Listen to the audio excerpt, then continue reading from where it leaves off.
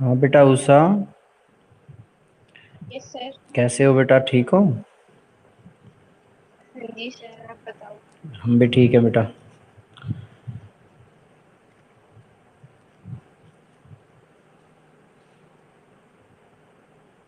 आप एक टॉपिक के बारे में बता रहे थे उस दिन। यस सर, ये सूफी एंड द स्टेट्स वाला। सूफी और स्टेट। अच्छा, पेज नंबर बताओ एक बार। सूफी और राज्य वाला तो अब आज हम पढ़ाएंगे ही इसको तो। नहीं सर, कल आपने पढ़ा है। अच्छा, ये वाला टॉपिक कितना हो गया है? हाँ बिल्कुल ठीक कह रहे हो बेटा, बिल्कुल ये पढ़ाया था। तो कोई बात नहीं, हम इसको थोड़ा रिपीट करवाएंगे। आने दो बच्चों को एक बार, अभी करा देते हैं जब तक बच्चे आते हैं। ध्यान दीजिए बेटा, सूफी और राज्य ये वाला टॉपिक ही कह रहे हो ना? Yes okay, sir. ठीक है बेटा। देखिए बेटा, इसमें ध्यान दीजिएगा। चिश्ती संप्रदाय क्या कहता है कि कैसे लोग होते थे चिश्ती संप्रदाय के संत जो थे, संयम और सादगीपूर्ण जीवन जीते थे और हमेशा अपने आप को राजनीतिक सत्ता से दूर रखते थे। वो किसी भी राजनीतिक पद को लेना नहीं चाहते थे। लेकिन इसका मतलब ये भी नहीं था कि वो राजनीति से बिल्कुल ही अलग रहते थे या उसका कोई असर ही राजनीति पे नहीं था, ऐसा नहीं था। राजनीतिक जितने भी शासक होते थे वो लोग उनको ग्रांट भी देते थे, उनको गिफ्ट वगैरह भी देते थे, तो वो चीजें सूफी संत ले लेते थे। लेकिन एक चीज ध्यान दो कि यहाँ पर इन्होंने उनसे बाग बगीचे जमीन वगैरह इस तरह से ये चीजें नहीं ली हैं। सुल्तानों ने खानकाहों को कर मुक्त भूमि अनुदान में दी, तो ये चीज तो उन्होंने ले ली। खानकाह के अंदर जितनी जमीन इस्तेमाल होती है तो वो चीज तो वो ले लेंगे। लेकिन मान लीजिए और भी कोई जमीन देना चाह रहा है कोई शासक, तो ज्यादा मात्रा में जमीन नहीं लेंगे। वो ये बोलेंगे कि जिसको इसकी जरूरत है आप उसको दे दीजिए। दान संबंधी ट्रस्ट स्थापित कर दिए गए थे कि जो व्यक्ति दान देता है, चाहे वो राजा दो चाहे कोई भी व्यक्ति दो, तो उसके लिए ट्रस्ट बना दिया गया, कमेटी गठित कर दी गई और उसके हिसाब से उसका खर्च किया गया। यानी कोई एक व्यक्ति नहीं होता था ट्रस्ट में, काफी लोग इसमें इसके साझेदार बनाए जाते थे। इससे अगले पैराग्राफ में चिश्ती जो है धन और सामान के रूप में दान स्वीकार कर लेते थे। जैसे किसी भी व्यक्ति ने कोई दान दिया है तो वो धन के रूप में, सामान के रूप में ले लेते थे ये। तो इनको इनका कहना है कि ये लोग उसको स्टोर करके नहीं रखते थे। ये कोई भी खाने की चीज है तो उसको तुरंत लोगों में डिस्ट्रीब्यूट करते थे, सूफी संतों में डिस्ट्रीब्यूट करते थे। कपड़े हैं, रहने की व्यवस्था है, अनुष्ठान है, सब चीजों के अंदर किसी तरह का कोई संग्रहण देखने को नहीं मिलता था, यानी स्टोर करने की कोई जरूरत नहीं थी। ये लोग क्या करते थे, सबके लिए रहने की व्यवस्था करने की कोशिश करते थे। अनुष्ठानों जैसे समा की महफिलों पर पूरी तरह से खर्च कर देते थे। अब कभी भी कोई अनुष्ठान हो रहा है या कोई भजन कीर्तन वगैरह कुछ भी चल रहा है, तो उस दौरान जो महफिल जमा हो रही है, कव्वाली वगैरह कराई जा रही है, तो उस पर खर्च कर देते थे। पैसा बचा के नहीं रखना चाहते थे। और इस तरह से शेख का जो नैतिक अधिकार की पुष्टि होती थी। नैतिक अधिकार का मतलब होता है कि शेख के जो नैतिक विचार थे वो ऐसे ही थे कि वो लोगों की भलाई करना चाहते थे। अब इससे क्या है कि आम लोगों का झुकाव इसकी तरफ बढ़ता चला गया, इस बात की तरफ कि जिस तरह के सूफी संत हैं उन्हीं की विचारधारा के अनुसार हमें आगे बढ़ना चाहिए। तो सूफी संतों की विचारधारा धर्मनिष्ठा होती थी। धर्म के प्रति निष्ठावान बने रहना, वफादार बने रहना, विद्वता ज्ञान प्राप्त करना, विद्वान होना, और लोगों के द्वारा उनकी चमत्कारिक शक्ति में विश्वास, कि उनके पास चमत्कारिक शक्ति होती थी, ऐसा माना जाता था। तो ये तीन तरह की विशेषताएं इनकी बताई गई है सूफी संतों की। धर्मनिष्ठ व्यक्ति होते थे, धर्म के प्रति निष्ठावान बने रहते थे, वफादार रहते थे, और विद्वान होते थे, ज्ञानी होते थे, विभिन्न मुद्दों के बारे में अच्छी नॉलेज रखते थे, और चमत्कारिक शक्ति उनके अंदर भगवान की कृपा से मानी जाती थी कि इनके पास चमत्कारिक शक्ति है, ऐसा लोगों में विश्वास था। तो इसी वजह से शासक भी इनके प्रति आकृष्ट हो गए, इनकी तरफ आकर्षण हो गया उनका भी, वो भी लोग इनसे जुड़ने लगे। अब अगले पैराग्राफ के अंदर देखिएगा, शासक न केवल सूफी संतों से संपर्क रखना चाहते थे अपितु उनके समर्थन के भी कायल थे। शासक ये नहीं था कि भाई केवल संतों से संपर्क रख रहे हैं, उनकी मजार पे जाते हैं, दरगाह पे जाते हैं, तो ऐसा नहीं। वो हमेशा कंटिन्यू उनका सपोर्ट भी करते थे, जब भी उनको जरूरत होती थी तुरंत सपोर्ट करते थे। जब तुर्कों ने दिल्ली सल्तनत की स्थापना कर दी तो उलमा के द्वारा शरिया लागू किए जाने की मांग को ठुकरा दिया गया। तुर्क लोग कौन थे? ये बाहर के लोग थे जिन्हें मलेच्छ कहा जा सकता है। अफगानिस्तान, तुर्कमेनिस्तान के इलाके से ये लोग बिलोंग करते थे। इंडिया के अंदर दिल्ली सल्तनत की नींव इन्होंने रखी। तो उस समय उलमा जो कि धार्मिक गुरु होते थे मुसलमानों के, उन्होंने शरीयत को लागू करने की मांग को ठुकरा दिया कि हम इस समय शरीयत को लागू नहीं करेंगे। सुल्तान जानते थे उनकी अधिकांश प्रजा इस्लाम धर्म मानने वाली नहीं है। जो सल्तनत कायम की गई थी उनके शासकों को भी पता था कि इंडिया में अधिकतर हिंदू रहते हैं, यहाँ इस्लाम मानने वाले बहुत कम हैं। ऐसे समय पर सुल्तानों सूफी संतों का सहारा लेना शुरू कर दिया। अब आप ये चीज इसमें, इसका एक मेन पॉइंट है कि सुल्तान जो हैं, जो सल्तनत काल के शासक रहे हैं, वो हमारे इंडिया से बिलोंग नहीं करते थे, बाहर के थे। अब उन्हें हमारे यहाँ की जनता के अंदर लोकप्रिय होना है, तो उन्होंने भी सूफी संतों का सहारा लेना शुरू कर दिया, जो अपनी आध्यात्मिक सत्ता को अल्लाह से उद्भूत मानते थे, जो मानते थे कि उनकी आध्यात्मिक सत्ता है या उनकी आत्मिक शक्ति जो है, या आत्मा और परमात्मा को जोड़ने की जो पावर है, वो अल्लाह से जुड़ी हुई है, ऐसा मानते थे। उलमा के द्वारा शरीयत की व्याख्या पर ये लोग निर्भर नहीं करते थे। यानी सूफी संत जो हैं, उलमा ने जैसा बताया कि शरीयत के अनुसार नियमों को मानना है, वैसा ये लोग नहीं मानते थे। अब अगले पैराग्राफ में औलिया के बारे में बताया गया है। मध्यस्थ के रूप में ईश्वर से लोगों की ऐहिक और आध्यात्मिक दशा में सुधार लाने का काम करते हैं, यानी ये एक कड़ी का काम करते हैं। शेख निजामुद्दीन औलिया आम जनता के बीच और एक ईश्वर के बीच आध्यात्मिक और उनकी इच्छाओं को पूर्ति करने के लिए किसी भी तरह की कोई भी समस्या है, उस दशा को सुधार लाने का काम करते हैं, कड़ी का काम करते हैं। शायद इसलिए शासक चाहते थे कि अपनी जो कब्र है सूफी दरगाहों खानकाहों के नजदीक बनाना चाहते थे। उसका मतलब था कि मृत्यु के बाद भी सूफी संतों की, क्योंकि वो अल्लाह के ज्यादा करीब हैं, इसलिए ऐसे लोगों के करीब होने से हमें भी फायदा है, इसलिए वो उनकी कब्र के नजदीक ही अपनी कब्र रखते थे, या उनकी दरगाह के नजदीक अपनी कब्र रखते थे। सुल्तानों और सूफियों के बीच तनाव के उदाहरण भी मौजूद हैं। कभी कभी ऐसा भी था, अब तक तो हमने ये पढ़ा कि सुल्तान और सूफी संतों के बीच संबंध बहुत अच्छे थे, आपस में एक दूसरे का सपोर्ट करते थे। लेकिन कभी कभी ऐसा भी था कि उनके बीच तनावपूर्ण संबंध भी रहे। अपनी सत्ता का दावा करने के लिए दोनों ही कुछ आचारों पर बल देते थे, जैसे सेम इसी तरह के आचार व्यवहार पर बल देते थे ये। तो कौन से आचार व्यवहार थे ये? झुक करके प्रणाम करना, कदम चूमना। जैसे कोई भी बड़ा है, कोई शक्तिशाली है, उस समय परंपरा थी, शासक के पैरों के अंदर झुक करके प्रणाम करते थे, कदम चूमते थे, जमीन चूमते थे एक तरह से, और वो सम्मान समझा जाता था राजा के लिए। सूफी संतों के लिए भी ऐसा ही किया जाता था। कभी कभी सूफी शेखों को आडंबर पूर्ण पदवी से संबोधित किया जाता था, यानी सूफी संत कभी कभी बाहरी दिखावे की पदवी भी उनको धारण करवाई जाती थी। उदाहरण के लिए शेख निजामुद्दीन औलिया के अनुयायी उन्हें सुल्तान उल मशेक अर्थात शेखों में सुल्तान कहकर के संबोधित करते थे। शेख निजामुद्दीन औलिया के जितने भी उसके डिसिपल्स रहे, उन सब ने उनको एक उपाधि दी, और उपाधि का क्या नाम था? सुल्तान उल मशेक। इसका मीनिंग क्या था? शेखों में सुल्तान, यानी जितने भी शेख हैं या जो गुरु हैं, पीर हैं, उन सबका सुल्तान, उन सबका शासक। सूफी और राज्य के बारे में मैंने सुहरावर्दी और नक्शबंदी के विषय में बताया था। इसके अलावा चिश्ती सिलसिले के बारे में हम ऑलरेडी पहले ही पढ़ चुके हैं। तो ये भी सिलसिले उस समय मौजूद थे।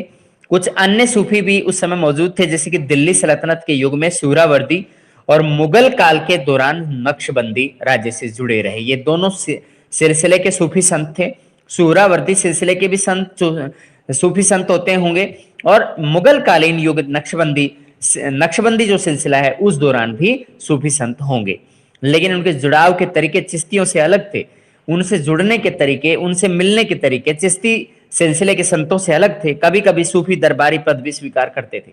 ये जो थे सुहरावर्दी और नक्शबंदी, कभी कभी दरबारी पद भी स्वीकार कर लेते थे, लेकिन चिश्ती सिलसिले के संत थे वो कभी भी दरबारी पद स्वीकार नहीं करते थे। ये बड़ा डिफरेंस इसके अंदर देखने को मिलता है। अब आगे देखिएगा बेटा, ये भी हम आपको पढ़ा चुके थे। अमीर हसन सिज्जी के द्वारा ये बताया गया कि शेख निजामुद्दीन औलिया को एक रिक्वेस्ट की जाती है कि आप 2 बगीचे ले लीजिए, कुछ जमीन का पट्टा आपको भेज दिया गया है, उसके लिए रख रखाव के लिए औजार आपको भेज दिए, कुछ ऐसी वस्तुएं जो उसमें काम आ सकती है वो आपको भेज दी हैं। तो शासक ने कहा बगीचे और जमीन पर अपना हक कहते हैं, वह बगीचों पे और जमीन पर अपना हक कहते हैं, इस जमीन और खेत बगीचे का मुझे क्या करना है।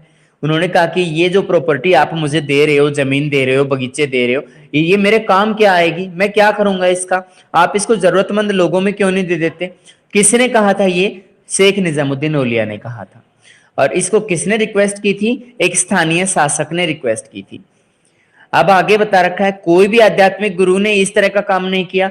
अब इनके सामने कोई ऐसा उदाहरण भी नहीं था कि किसी सूफी संत ने ऐसे पहले कभी किया हो कि प्रॉपर्टी जब कभी मिली हो तो उसको मतलब ग्रहण कर लिया हो, ऐसा किसी ने नहीं किया है। इसलिए शेख निजामुद्दीन औलिया ने मना कर दिया। एक और उदाहरण है, सेम ऐसा ही है, देखिए बेटा। फिर उन्होंने एक उचित कहानी सुनाई। किसने, निजामुद्दीन औलिया ने कहानी सुनाई। सुल्तान गियासुद्दीन, जो उस समय उलूग खान के नाम से जाने जाते थे। उलूग खान कौन था, सुल्तान गियासुद्दीन, जो कि मालवा के पठार में शासक था। शेख फरीदुद्दीन से मिलने के लिए आए थे। शेख फरीदुद्दीन से मिलने के दौरान उन्होंने शेख को कुछ धनराशि और 4 गांवों का पट्टा उन्हें भेंट में दिया, गिफ्ट में दे दिया। तो धन दरवेशों के लिए था। दरवेश होते हैं बेटा जो जरूरतमंद लोग होते हैं, उनको धन उनके लिए दिया गया था। और जो जमीन थी वो शेख के अपने इस्तेमाल के लिए थी, कि वो अपने लिए इस्तेमाल उसका कर सकता है, कुछ भी उसमें बना सकता है। तो मुस्कुराते हुए शेख अल इस्लाम, ये देखिए बेटा इसका नाम एक अलग ही नाम इसको दिया गया है, फरीदुद्दीन, शेख फरीदुद्दीन का ये भी नाम है, शेख अल इस्लाम। इसने क्या कहा, मुझे धन दे दो, मैं इसे दरवेशों में बांट दूंगा, जो जरूरतमंद लोग होंगे मैं उन्हें दे दूंगा। पर जहां तक जमीन के पट्टे का सवाल है, मैं इन लोगों को, उन लोगों को दे दो जिन्हें इसकी कामना है, जो इसके लिए जरूरतमंद है। जिस किसान के पास में जमीन नहीं है आप उसको दीजिए, ताकि वो इस मेहनत करके इसमें से कुछ फायदा अपने लिए उठा सके।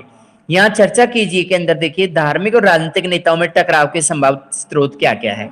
देखिए धार्मिक और राजनीतिक नेताओं में टकराव के कौन कौन से बिंदु सामने आते हैं, कि धार्मिक परंपरा का पालन, धार्मिक के जो सूफी संत होते होंगे, वो सूफी संत जो हैं अपने परंपराओं को निभाना चाहते होंगे, लेकिन कुछ राजनीतिक नेता उन्हें बाहरी दिखावे की तरफ ले जाने की कोशिश करते हैं। सूफी संत बाहरी दिखावे में विश्वास नहीं करते थे, उन्हें बड़े पद देने की कोशिश करते हैं, उन्हें राजपाट देने की कोशिश करते हैं, उन्हें प्रॉपर्टी देने की कोशिश करते हैं, ताकि उनको अपने प्रभाव में लाया जा सके। लेकिन सूफी संत इन चीजों के लिए मना कर देते हैं, और वो केवल और केवल धन राशि ही प्राप्त करते हैं, जो कि दरवेशों में बांटने के लिए है। वो कभी भी उनके पास में ये परंपरा नहीं होती है कि जो चीज आई है गिफ्ट में उसको स्टोर करके रख लें, वो जरूरतमंदों में उसे तुरंत बांट देते हैं। सूफी संतों और राज्य के बीच में संबंध का कौन सा पहलू इस कहानी से स्पष्ट होता है।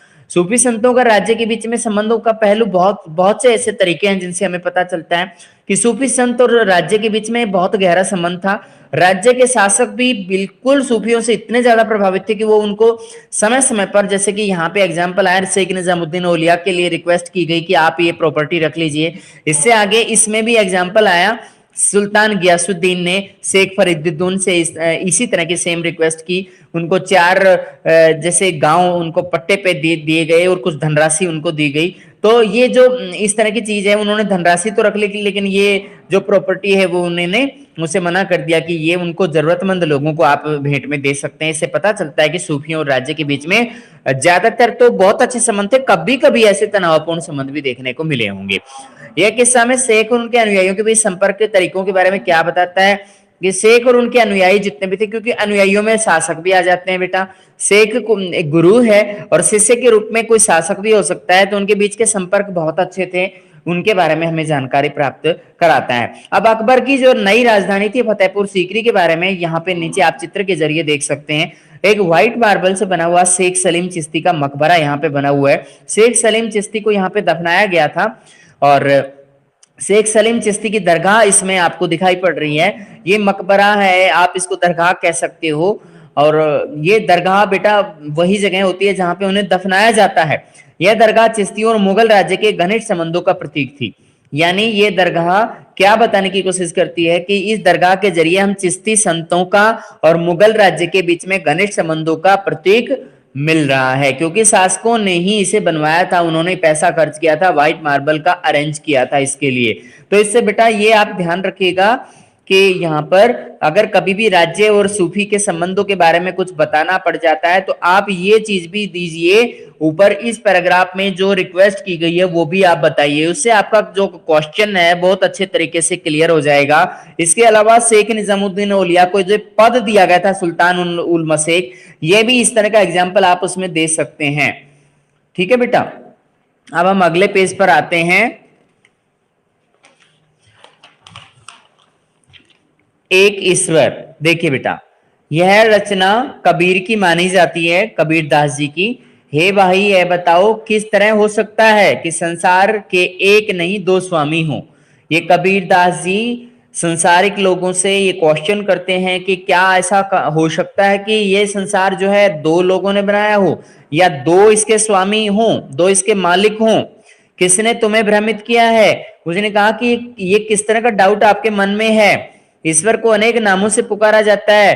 ये कबीर दास जी क्लियर करते हैं कि कबीर दास ये कहते हैं कि ईश्वर को बहुत से नामों से बुलाया जाता है, अल्लाह, राम, करीम, केशव, हरि और हजरत, ये सभी नामों से बुलाते हैं। इसका मतलब ये नहीं हो जाता कि सारे अलग अलग हैं, ये एक ही ईश्वर है। सभी धर्म परंपराएं एक ही जगह ले जाती हैं सभी व्यक्तियों को, सारे धर्म व्यक्ति को उद्धार की तरफ ले जाते हैं। तो यहाँ पे ये कोई भी धर्म इसमें ये संदेश नहीं देता कि वो अलग अलग देवी देवताओं की पूजा करें। जैसे हिंदू धर्म के लोग हैं बहुत से देवी देवताओं की पूजा करते हैं। विभिन्नताएं तो केवल शब्दों में होती हैं जिनका आविष्कार हम स्वयं करते हैं। इनका कहना है कि लोग खुद ऐसे आविष्कार करते हैं जो आपस में मतभेद पैदा करें। कबीर कहते हैं कि समाज के अंदर सब लोग मिलजुल कर रह सकते हैं, लेकिन क्या होता है कि कुछ लोग अपने स्वार्थवश लोगों में दरार डाल करके रखना ही चाहते हैं, इस वजह से विभिन्नताएं पैदा होती हैं। कबीर कहते हैं कि दोनों ही बुलावे में हैं। दोनों कौन बुलावे में हैं? कि जो अलग अलग वर्ग के लोग हैं, अलग अलग धर्म के अनुयायी हैं, वो दोनों बुलावे में हैं। इनमें से कोई एक राम को प्राप्त नहीं कर सकता। एक बकरे को मारता है, दूसरा गाय को मारता है। याद रखिए बेटा कि एक राम को प्राप्त नहीं कर सकता कोई भी एक जो है, मतलब राम की भक्ति करने वाले हिंदू हैं और मुस्लिम जो हैं वो राम की भक्ति नहीं करते। इस वजह से इनमें से एक व्यक्ति यानी मुस्लिम जो हैं वो राम की भक्ति नहीं करते, इसलिए राम की प्राप्ति उनको नहीं हो सकती। यहाँ ये भी बता रखा है उदाहरण के जरिए, एक बकरे को मारता है, दूसरा गाय को, तो गाय को मारने वाला मोहम्मदन है और बकरे को मारने वाला कौन है? ये हिंदू है। बहुत बार ऐसा होता है और मोहम्मदन भी मारते हैं बेटा, इसमें ऐसी कोई बात नहीं है। ये दोनों एक ही धर्म के लिए भी यूज हो सकते हैं। आपने बकरा ईद सुनी होगी, बकरीद जिसे कहा जाता है, उसमें बकरे की बलि चढ़ाई जाती है और गाय को भी ये लोग अपना पवित्र धार्मिक पशु नहीं मानते हैं।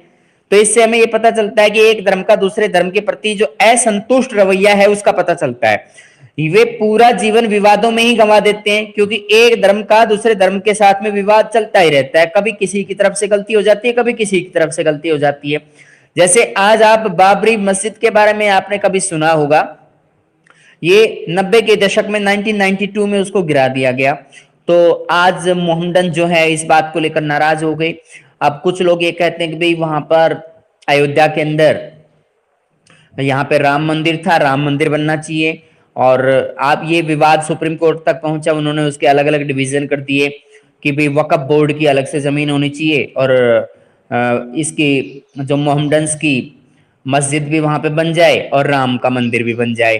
तो इस तरह का जो स्टेटस है वो आज तक भी लागू किया गया है। उनके बीच के जो झगड़े हैं उनको रोकने की कोशिश की गई है। विभिन्न समुदायों के ईश्वर के बीच पार्थक्य के खिलाफ कबीर किस तरह की दलील पेश करते हैं? तो दलील बेटा ये करते हैं कि जो अलग अलग समुदायों के लोग हैं ईश्वर के बीच में यानी लोगों को गलत तरीके से भ्रमित करने की कोशिश करते हैं। कोई उसको ईश्वर को अल्लाह के नाम से बोलता है, कोई राम, करीम, केशव, हरि, हजरत अलग अलग नाम से बुलाते हैं और ये मानते हैं कि भी हमारा ईश्वर भी अलग ही है।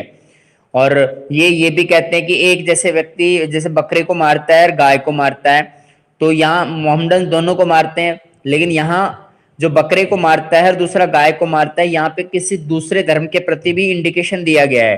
कोई यही दो धर्म है जो धर्म नहीं है जो सिर्फ इनका वध करते हों, इन जीवों का वध करते हों, बाकी और भी तो धर्म है, वो भी तो ऐसा करते हैं।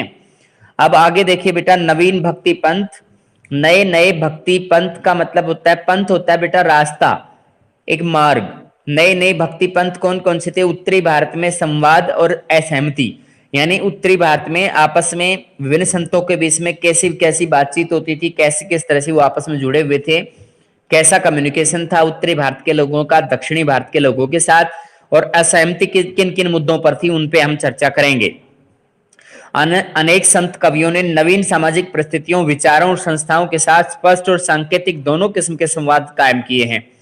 ये संत कवियों ने बेटा ये कहा है कि नई नई सामाजिक परिस्थितियां बन रही थी, विचारों में थोड़ा थोड़ा बदलाव हो रहा था, नई नई संस्थाएं बन रही थी, और इस वजह से स्पष्ट और सांकेतिक दोनों किस्म के संवाद कायम हो गए। स्पष्ट कम्युनिकेशन हुआ एक तरह से ये समझिए, या फिर उनको सांकेतिक तरीके से लोगों के बीच संवाद या बातचीत होती थी। इस काल के तीन प्रमुख और प्रभावकारी व्यक्तियों पर दृष्टिपात हम देखेंगे। तीन मेन व्यक्ति उस समय खासतौर पर ज्यादा प्रभावपूर्ण तरीके से अपना काम कर पाए।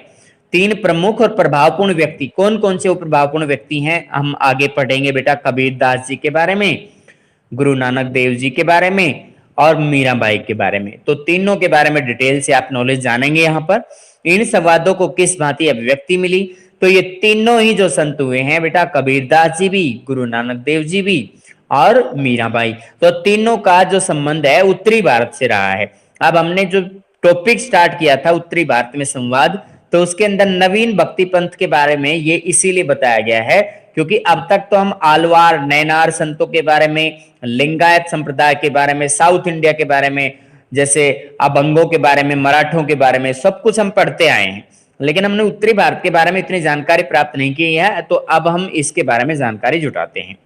देवीय वस्त्र की बुनाई। देवीय वस्त्र का मतलब होता है देवता जिस तरह का वस्त्र धारण करते हैं उसी तरह का उसके अनुयायियों को पहनना है, इस तरह का ये मान के चलते थे। तो कबीर क्या कहते हैं, देखिए इसको किस तरीके से एक्सप्लेन करते हैं देवीय वस्त्र की बुनाई को। कबीर लगभग 14वीं से 15वीं शताब्दी तक इस पृष्ठभूमि में उभरने वाले संत कवियों में अप्रतिम थे। 14वीं से 15वीं शताब्दी, उस पृष्ठभूमि में कबीर दास जी का उद्भव हुआ, यानी उसी समय वो बहुत ज्यादा प्रसिद्ध हुए।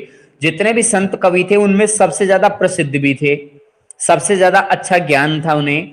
इतिहासकारों ने उनके जीवन और काल का अध्ययन उनके काव्य और बाद में लिखी गई जीवनियों के आधार पर किया है। निश्चित कंफर्म डेट नहीं पता चली है इनकी, किसी को भी नहीं पता, लेकिन इतिहासकारों ने उनके जीवन काल से संबंधित जो भी जानकारियां मिली हैं, जैसे काव्य मिला है, कविताएं मिली हैं, और उनके द्वारा जो बायोग्राफीज लिखी गई हैं उनके जीवन के बाद में जो जीवनियां लिखी गई हैं उनके आधार पर पता लगाने की कोशिश की है कि कबीर की विचारधारा कैसी थी, कबीर किन किन विचारों पर फोकस करते थे, कबीर की क्या क्या शिक्षाएं थी। यह प्रक्रिया कई वजहों से चुनौतीपूर्ण रही है। कौन कौन सी वजह हैं, देखिए। कबीर की बानी, कबीर के विचार, बानी क्या है, विचार, उसके थॉट्स होते हैं। तीन विशिष्ट किंतु परस्पर व्याप्त परिपाटियों में संकलित है। परिपाटी बेटा परंपरा होती है, ट्रेडिशंस होती हैं। परस्पर व्याप्त परिपाटियों में संकलित है, आपस में तीनों ही जुड़ी हुई थी। तीन विशिष्ट परंपराएं थी जो उस समय विभिन्न प्रकार की परंपराएं उस समय संकलित थी जो आपस में जुड़ी हुई थी। तो कबीर दास की जो बानी है वो इन तीनों ही परंपराओं में पता चलती है। कबीर बीजक कबीर पंथियों द्वारा वाराणसी और उत्तर प्रदेश के अन्य स्थानों पर संरक्षित है। तो कबीर बीजक जो है परंपरा है। कबीर पंथी कौन है, जो कबीर की विचारधारा के अनुसार काम करते हैं। कहां के लोग हैं ये कबीर पंथी, वाराणसी और उत्तर प्रदेश के अन्य स्थानों पर आज तक भी इस परंपरा को संरक्षित करके रखा हुआ है। यानी कबीर का जो बीजक एक ग्रंथ की तरह भी है बेटा, धार्मिक ग्रंथ की तरह भी है ये। इसके अंदर बहुत सी कविताओं को शामिल किया गया है। तो ये वाराणसी और उत्तर प्रदेश के बहुत से स्थानों पर इसकी कॉपीज को सुरक्षित रखा गया है। कबीर ग्रंथावली ये दूसरी परंपरा है, याद रखिए बेटा। इसका संबंध राजस्थान के दादू पंथियों से है, यानी दादू दयाल भी कबीर दास के अनुयायी हुआ करते थे। और कबीर ग्रंथावली का जो संबंध है, कबीर ग्रंथावली राजस्थान से लिंक करती है क्योंकि दादू दयाल का संबंध राजस्थान से है। आगे चलते हैं हम।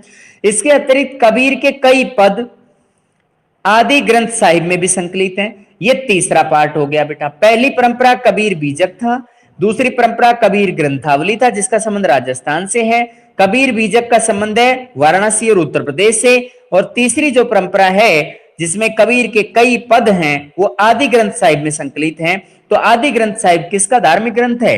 ये इनका पंजाबियों का यानी सिख धर्म के लोगों का एक पवित्र धार्मिक ग्रंथ है और उसके अंदर भी कबीर के विचारों को जगह दी गई है।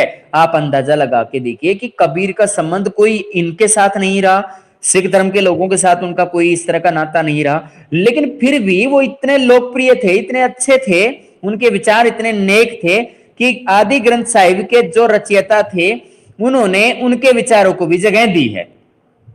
लगभग सभी पांडुलिपि संकलन कबीर की मृत्यु के बाद, बहुत बाद में किए गए। याद रखिए बेटा, उनकी मृत्यु हो चुकी थी, मृत्यु होने के बाद जो भी हैंड रिटन रिकॉर्ड उनका मिल रहा था, कहीं भी कोई पांडुलिपि मिल रही थी तो उसको उन्होंने बाद में जोड़ा है। 19वीं शताब्दी में उनके पद संग्रहों को बंगाल, गुजरात और महाराष्ट्र जैसे क्षेत्रों में मुद्रांकित किया गया। अब याद रखिए बेटा, 19वीं शताब्दी में जो भी कुछ मिला, क्या क्या मिला?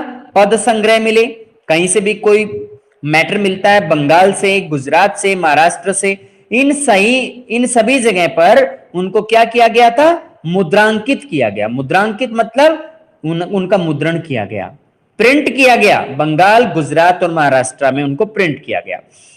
कबीर की रचनाएं अनेक भाषाओं, बोलियों में मिलती हैं, कोई एक भाषा के अंदर इनका विवरण नहीं मिलता। इनमें से कुछ निर्गुण कवियों की खास बोली संत भाषा में है। याद रखिए बेटा, निर्गुण जो संत हैं, जो ये मान के चलते हैं कि भगवान का कोई निश्चित आकार नहीं होता, वह आदमी की तरह से दिखाई नहीं देता, वह पृथ्वी के कण कण में मौजूद है, वह हर जगह मौजूद है, तो ये है निर्गुण कवि, निर्गुण भक्त संत कवि, और इसको संत भाषा कहा जाता है। कुछ रचनाएं जिन्हें उलटभाषी कहा जाता है। ये छोटे छोटे क्वेश्चन बनते हैं बेटा, संत भाषा किसे कहते हैं? तो निर्गुण कवियों की खास बोली को संत भाषा कहा जाता था। और ये कौन थे? संत भाषा का इस्तेमाल कहां किया गया था? कबीर की रचनाओं में किया गया था। उनकी मृत्यु के बाद इन संत कवियों ने, उन निर्गुण भक्त कवियों ने उनके लिए बहुत सी बातें लिखी हैं। अब आते हैं हम दूसरे पॉइंट पर। कुछ रचनाएं उलटबांसी कहलाती हैं। उलटबांसी क्या है? पहले इसका मीनिंग देखो। उल्टी कही हुई उक्तियां, यानी जिसका मीनिंग उल्टा निकलता है। जैसे कोई भी बात कही जाए तो उसका उल्टा मीनिंग निकलता है, इसके नाम से जाना जाता है। इस प्रकार से लिखी गई उनके रोजमर्रा के अर्थ को उलट दिया गया। यानी रोजमर्रा के जीवन में जिस तरह की बात हम पढ़ते हैं, लिखते हैं, देखते हैं, उससे उसका उल्टा मीनिंग निकला, तो ये उलटबांसी रचनाएं कहलाई गई। इन उलटबांसी रचनाओं का तात्पर्य परम सत्य के स्वरूप को समझने की मुश्किल दर्शाता है। उलटबांसी क्यों बताया गया? क्योंकि जो भी रचनाएं उनसे संबंधित हमें मिली हैं, तो ये जो परम सत्य है या भगवान का जो सत्य है, आध्यात्मिक सत्य जो है, आत्मा और परमात्मा का जो आपस में संबंध है, उसके स्वरूप को समझना उतना ही ज्यादा मुश्किल है। इस वजह से उसके समझने की जो मुश्किल बात को देखते हुए इसको उलटबांसी रचना का नाम दिया गया है। केवल जय फूलियां फुलबिन और समंदरी लगी आगी, ये दो इस तरह की अभिव्यंजनाएं हैं, इस तरह के सेंटेंसेस हैं जो वहां से लिए गए हैं, जिसका मीनिंग उल्टा निकलता है। जैसी अभिव्यंजनाएं कबीर की रहस्यवादी अनुभूतियों को दर्शाती हैं। यानी इसके मतलब ये जो इन्होंने इसका जो मीनिंग है वो निकालना आसान नहीं है। केवल जय फूलियां फुलबिन, बोलो बेटा बोलो। मकबरा और दरगाह में क्या डिफरेंस होता है? मकबरा, सुनिए बेटा, मकबरा जो होता है वो किसी भी जैसे शासक के या फिर कोई भी बड़ा नेता है, उसके मर जाने के बाद शासक, खास तौर पे सल्तनत शासक हो सकते हैं, मुगल शासक हो सकते हैं, तो उन पे मकबरा बनता है। तो मकबरा किसी जैसे कोई बड़ा व्यापारी गुजर जाता है उस पे भी बन सकता है, ऐसी बात नहीं है। तो मकबरा तो बेटा इनके लिए होता है। और दरगाह जो होती है वो सूफी संतों के गुजरने के बाद या पीर के गुजरने के बाद उनकी यानी सबको जहां पे दफन किया जाता है तो वहां दरगाह बनाई जाती है। तो उसमें थोड़ा अंतर हो गया ना इन दोनों में, ठीक है? Okay sir. अब आगे देखिए बेटा, अगला पैराग्राफ जो है, कबीर बानी की एक और विशेषता यह है कि उन्होंने परम सत्य को वर्णित करने के लिए अनेक परिपाटियों का सहारा लिया। कि भगवान के सत्य को आत्मा और परमात्मा से लिंक करने के लिए उन्होंने अनेक परिपाटियों का सहारा लिया। कौन कौन सी परिपाटियां हैं? इस्लामी दर्शन की तरह वे सत्य को अल्लाह, खुदा, हजरत और पीर कहते हैं। कोई ये कहते हैं कि जो जैसे इस्लाम के अंदर अल्लाह के नाम से जानते हैं, खुदा कहते हैं, हजरत कहते हैं, पीर कहते हैं भगवान को, यानी जो परम सत्य है, परम सत्य भगवान है जिसने सृष्टि की रचना की है। तो वो जिस तरह से मुसलमान अल्लाह, खुदा, हजरत और पीर का नाम देते हैं, तो ऐसे ही कबीर भी नाम देते हैं। जबकि कबीर का माना जाता है कि कबीर दास जी को जो पाला गया था वो तो था मोहम्मदन परिवार, और जहां उसका जन्म हुआ वो माना जाता है कि उनका हिंदू परिवार में जन्म हुआ। तो यहाँ इनकी जो विचारधारा है, क्योंकि पले बढ़े जहां है तो उनका प्रभाव तो आएगा, इसलिए इनका प्रभाव, उनका मुस्लिम जो परंपरा है उसका प्रभाव इन लोगों पे है। वेदांत दर्शन से प्रभावित वे सत्य को अलग अदृश्य मानते थे। उनका मानना था वेदांत दर्शन। वेदांत दर्शन किसका है? ये एक धार्मिक परंपरा है, एक तरह से फिलोसफी है हमारे इंडिया के अंदर, वेदांत फिलोसफी। और इसके अनुसार सत्य को ये मानते हैं कि ये दिखता नहीं है, सत्य अदृश्य है, यानी ईश्वर भी नहीं दिखता, निराकार है, भगवान का कोई आकार नहीं है, वो हर जगह मौजूद है, ब्रह्मांड है, ब्रह्मा का एक अंश है, और आत्मन है, यानी आत्मा का स्वरूप है। ये कहकर भी उन्होंने इसे संबोधित किया। तो वेदांत दर्शन से प्रभावित होकर के उन्होंने अदृश्य बताया, ईश्वर को निराकार बताया, ब्रह्मांड बताया, आत्मन बताया, और मुस्लिमों की तरह, इस्लामी दर्शन की तरह उन्होंने अल्लाह, खुदा, हजरत और पीर के नाम से अल्लाह को बुलाया है। कबीर कुछ और शब्द पदों का इस्तेमाल करते हैं, जैसे शब्द और शून्य। ये अभिव्यंजनाएं योगी परंपरा से ली गई है। शब्द और शून्य परंपरा जो है कहां से ली गई है? योगी परंपरा। और योगी परंपरा योग साधना से जुड़ी हुई है। अपने शरीर को मुश्किल हालातों में ढालते हुए कुछ हासिल करना, तपस्या करके हासिल करना, वो योगी परंपरा की तरफ से ले जाता है। और योग साधना व्यक्ति को वैराग्य भावना की तरफ भी ले जाता है। यहां आगे देखिए बेटा, प्रत्येक पैराग्राफ को आपको ढंग से पढ़ना है, इसका कबीरदास का, आप तभी इसको सही तरीके से समझ सकते हैं बेटा। यहां कोई प्रॉब्लम है तो बताइएगा किसी भी बच्चे को।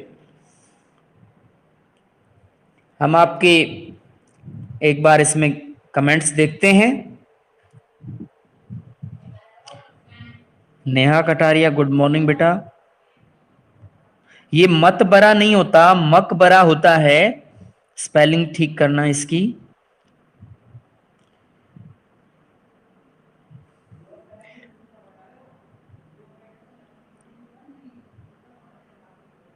हाँ, ये जैसे अभी आपको क्लियर हुआ होगा, मस्जिद और दरगाह अलग अलग होती हैं बेटा। मस्जिद पूजा का स्थान होता है, दरगाह जियारत का स्थान होता है। हालांकि दोनों ही पवित्र धार्मिक स्थान होते हैं। मस्जिद में जरूरी नहीं कि किसी की कब्र वहां पे हो, जरूरी नहीं, लेकिन दरगाह में जरूरी है कि वहां पे कब्र मिलेगी सूफी संत की। यहां मॉस्क्यू के अंदर पूजा होती है और दरगाह में जियारत होती है। ये आपकी बात बिल्कुल सही है, दोनों जगह पे पूजा हो सकती है, कोई दिक्कत नहीं है। नेहा कटारिया, मकबरे को इंग्लिश में आप मकबरा भी लिख सकते हो, कोई बात नहीं है इसमें।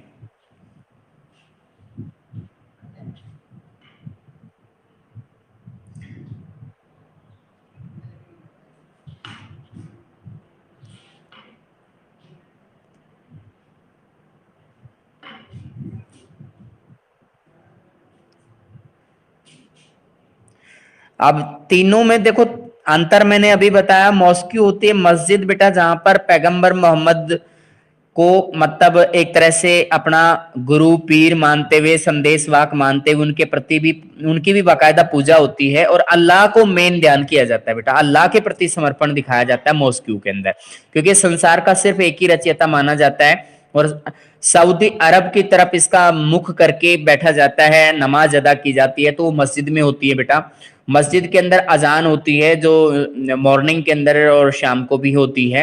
एक आवाज बुलंद की जाती है, अल्लाहू अकबर का, इस तरह का आवाज आपने कभी सुनी हो तो ये बेटा जो मकबरा होता है वो किसी भी शासक के देहांत के बाद में वो उस पर बनाया जाता है, या किसी महत्वपूर्ण व्यापारी या कोई भी व्यक्ति अपना मकबरा बनवा सकता है मोहम्मदन।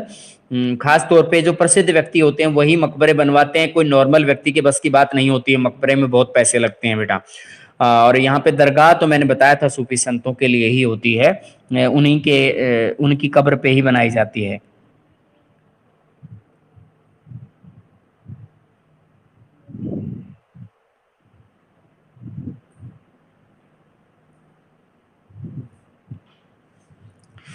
ठीक है बेटा, अब हम आगे चलते हैं इसके अंदर इस टॉपिक पे। विविध और कभी तो विरोधात्मक विचार इन पदों में व्यंजित होते हैं। यानी कभी कभी तो हमें ऐसा लगता है कि अलग अलग टाइप के विचार मिलते हैं, और कभी कभी ऐसा लगता है कि एक विचार दूसरे के खिलाफ जा रहा है। कुछ कविताएं इस्लामी दर्शन के एकेश्वरवाद और मूर्ति भंजन का समर्थन करते हुए हिंदू धर्म के बहुदेववाद और मूर्ति पूजा का खंडन करती हैं। यानी कुछ कविताएं ऐसी हैं जिन कविताओं से पता चलता है कि इस्लाम का जो दर्शन है, इस्लाम की फिलोसफी क्या है कि एक ही ईश्वर है। इस संसार के अंदर कितने ईश्वर हैं? एक ही ईश्वर है इस्लामिक फिलोसफी में। और वो मूर्ति पूजा को ठीक नहीं मानते, मूर्ति पूजा का खंडन करते हैं, गलत मानते हैं, उसका अपोज करते हैं, मोमडन्स। तो ये है इस्लामिक दर्शन की कविताओं के अकॉर्डिंग। और हिंदू धर्म के अंदर बहुदेववाद को बहुत ज्यादा ठीक मानते हैं। बहुदेववाद क्या होता है? बहुत से देवी देवताओं की पूजा करना, उनके वर्चस्व को, उनके अस्तित्व को स्वीकार करना, और मूर्ति पूजा का खंडन करना। मूर्ति पूजा का खंडन करते हैं, ये कहते हैं कि भाई इतने ज्यादा देवी देवता हो ही नहीं सकते हैं, ये गलत बात है इनकी, मतलब ये जो परंपरा है वो गलत है, मूर्ति पूजा का भी नहीं करना चाहिए, कहने का मतलब है ये। इस तरीके से हम देखें तो यहाँ झुकाव किस तरफ लग रहा है? कबीर का मुस्लिम जो विचारधारा है उसको सब थोड़ा बहुत सपोर्ट कर रहा है। अन्य कविताएं जिक्र और इश्क के सूफी सिद्धांतों का इस्तेमाल नाम सिमरन की हिंदू परंपरा की अभिव्यक्ति के लिए करती हैं। अब यहाँ पे देखिए बेटा, हिंदू परंपरा रही है नाम स्मरण करना। सिमरन किसका करना? याद करना। नाम स्मरण मतलब भगवान का नाम का जाप करना, याद करना। तो यहाँ पे जिक्र जो शब्द आया और इश्क जो आया, इश्क क्या है? एक मतलब एक भक्त का और अपने ईश्वर के बीच में जो संबंध होता है उसे इश्क कहते हैं। और जिक्र क्या है? नाम का जाप करना। तो ये दोनों चीजें तो मैच ही हो रही हैं, इसमें तो कोई ज्यादा अंतर नहीं है कि कविताओं के अंदर जिक्र का मतलब क्या होता है? नाम का जाप करना, नाम का स्मरण करना। और इश्क होता है भक्त में और अल्लाह के बीच में जो संबंध होता है उसको इश्क बोला जाता है। नाम स्मरण का मीनिंग भी सेम निकल रहा है बेटा। क्या ये सभी कविताएं कबीर के द्वारा रची गई? यह कहना मुश्किल है, मतलब सारी की सारी उन्हीं के द्वारा रची गई हैं, ये मतलब कंफर्म नहीं है। विद्वान पदों की भाषा शैली और विषय वस्तु के आधार पर यह स्थापित करने की कोशिश करते हैं कि वे कौन से पद कबीर के हैं। कुछ विद्वान जब जैसे इसकी क्लासिफिकेशन करने की कोशिश करते हैं, इसकी भाषा शैली के बारे में पता लगाने की कोशिश करते हैं, इसका सब्जेक्ट मैटर पढ़ते हैं, तो पता लगाने की कोशिश करते हैं कि वो कबीर के पद इनमें से कौन कौन से हैं। वैसे ज्यादातर जो रिटर्न मैटर है कबीर का, वो कबीर के पद के रूप में मिलता है बेटा। कबीर की समृद्ध परंपरा इस तथ्य की द्योतक है कि कबीर पहले और आज भी उन लोगों के लिए प्रेरणा स्रोत है जो सत्य की खोज में रूढ़िवादी धार्मिक सामाजिक संस्थाओं, विचारों और व्यवहारों को प्रश्नवाचक दृष्टि से देखते हैं। अब इसमें क्या बताने की कोशिश की गई है? कबीर समृद्ध परंपरा कैसी होती है? जो कि अपने आप में एक व्यापक परंपरा है, जिसको ऐसी परंपरा है किसी दूसरी परंपरा से उसे कुछ ग्रहण करने की जरूरत ही ना पड़े। तो ये इस तथ्य का प्रमाण है हमें कि कबीर पहले भी आज भी उन लोगों के लिए एक प्रेरणा का स्रोत है। आज भी लोग प्रेरणा प्राप्त करते हैं कबीर दास जी से, और पहले भी प्राप्त करते थे, जो सत्य की खोज में रूढ़िवाद को, रूढ़िवाद क्या होता है? जो चला आ रहा है पहले से, जो उसमें कोई बदलाव नहीं चाहता है, तो उस तरह के रूढ़िवाद का विरोध वो करते थे। धार्मिक सामाजिक संस्थाएं विचारों व्यवहारों को प्रश्नवाचक दृष्टि से देखते थे कि जो धार्मिक परंपराएं समाज के अंदर मौजूद हैं कि उनके पीछे क्या तर्क है, सामाजिक संस्थाओं के पीछे क्या तर्क है, विचारों के पीछे क्या तर्क है, व्यवहारों के पीछे क्या तर्क है। वो तर्क की बात करते थे, उनको प्रश्नवाचक दृष्टि से देखते थे, और उनका जवाब उन्हें नहीं मिलता था तो उसकी आलोचना करते थे। कबीर के विचार संभवतः अवध प्रदेश, अवध कहां पे है? उत्तर प्रदेश, जो आज आप कानपुर और लखनऊ का इलाका है, विशेष तौर पे लखनऊ का इलाका, गोरखपुर का इलाका, उस इलाके को अवध प्रदेश कहा जाता है। तो इसकी सूफी और योगी परंपरा के हुए संवाद और विवाद के माध्यम से घनीभूत हुए। तो अवध प्रदेश के अंदर या उत्तर प्रदेश के सूफी और योगी परंपरा के साथ में बातचीत हुई, उन सब सूफी संतों के साथ में बातचीत हुई, योगी परंपरा के साथ में इनकी बातचीत हुई, उनसे विचार उन्होंने ग्रहण किए, उनके विचार उन्होंने ग्रहण किए, तो उनके विवाद के माध्यम से घनीभूत हुए। घनीभूत का मतलब होता है उनके विचार आपस में एडजस्ट हुए। कबीर की विरासत पर उन अनेक गुटों ने दावा किया कि जो उन्हें याद करते थे आज भी कर रहे हैं। कबीर ने जो कुछ लिखा, कबीर के अनुयायियों ने जो उन पे लिखा, उन जो कुछ भी हमारे लिए वो छोड़ के गए हैं, तो बहुत से ऐसे गुट हैं देश के अंदर जो दावा करते हैं कि ये सब उनके प्रभाव की वजह से हुआ, उनकी परंपरा की वजह से हुआ। तो यहां तक बताओ बेटा, किसी तरह की कोई प्रॉब्लम है तो यहां तक आप इस टॉपिक को पढ़ेंगे, इसके अंदर मेन टॉपिक को समझने की कोशिश कीजिएगा और इसके इन बिटवीन क्वेश्चंस आप राइट कर लीजिए। कोई प्रॉब्लम है तो पूछ सकते हैं। आपका टाइम हो गया है, यू कैन लीव नाउ। कोई प्रॉब्लम है तो पूछ सकते हैं।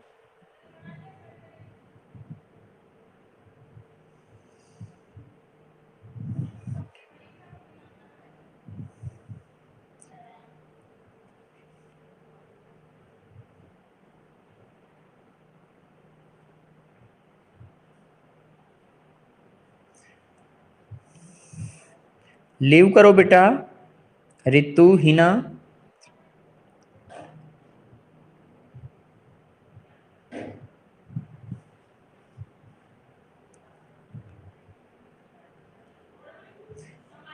हाँ बेटा रितु, कुछ पूछना है क्या आपको?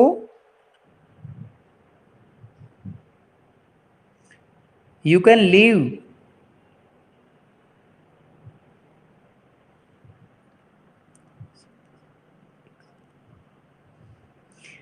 You can leave now.